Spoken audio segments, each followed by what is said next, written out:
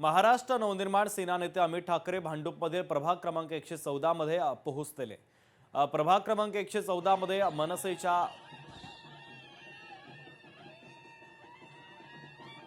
वतीने पहिल्यांदाच अमित ठाकरे या ठिकाणी पोहोचलेले आहेत।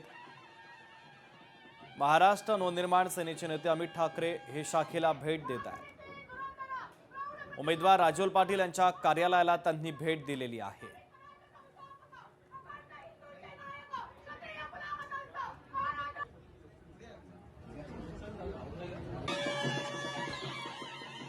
एकशे 14 मधून बंडखोरी झाले, अपक्ष उमेदवारी अर्ज भरला गेलाय, काय सांगाल?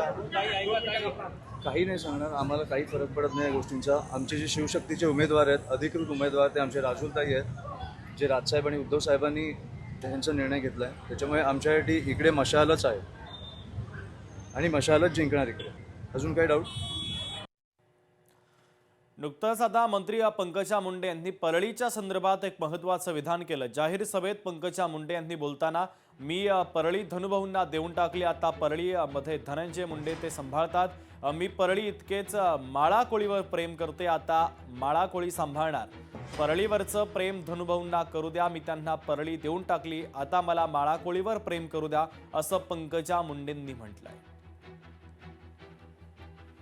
माळा कोळीवर मुंडे साहेबांनी प्रेम केलं, म्हणूनच माळा कोळीची पाण्याची योजना मी पूर्ण करू शकले, कारण ते साहेबांनी वचन दिलेलं होतं। परळी एवढंच माळा कोळीवर मी प्रेम करते, उलट परळीवरचं प्रेम धनुभाऊला करू द्या, थोडं देऊन टाकलंय त्यांना परळी, आता मला माळा कोळीवर प्रेम करू द्या। त्यांना म्हटलं तुमचा मतदारसंघ, तुम्ही प्रेम करा, मी माळा कोळीवर प्रेम करते। माळा कोळी परळीपेक्षाही कणभर जास्त आमच्यावर प्रेम करेल। मुंडे साहेबांवर प्रेम करणारा पश्चिम महाराष्ट्रात आहे, उत्तर महाराष्ट्रात आहे, विदर्भात आहे, कोकणात आहे, असा माणूस नाहीये जो मुंडे साहेबांवर प्रेम करत नाही।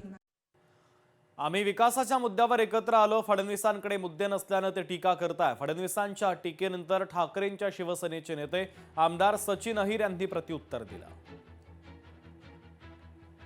आम्ही काय सत्तेसाठी आलेलो नाही आहोत। एका विशेष मुद्द्यावरती ज्यावेळी मराठीचं हिताचं रक्षण करायचं असेल, हिंदी सक्तीचा ज्यावेळी आमच्यावरती आघात करण्याचं काम झालं, तर अशा या जखमा पुढे होऊ नये ही मुंबई वाचवण्यासाठी आलेलो आहोत। ह्यांना मुद्दाच नाही राहिलेला आहे, कटेंगे तो बटेंगे या सर्व गोष्टी करूनच ते करण्याचं काम करतात। ह्यांच्यात हिंमत नव्हती की मुंबईचा महापौर मराठी होईल हे बोलायला, हिंदू हिंदू होईल, हिंदू होईल, आता बोलायला लागले ते, तर ह्यांना काय बोलायचं?